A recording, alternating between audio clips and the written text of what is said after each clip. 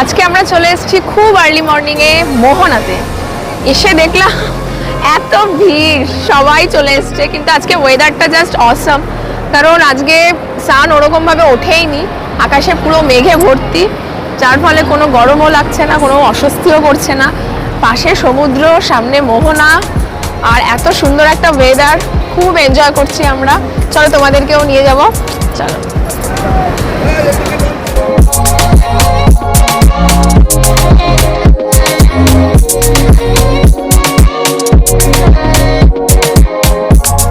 চলো একটু পা ভিজিয়ে আসি সমুদ্রে।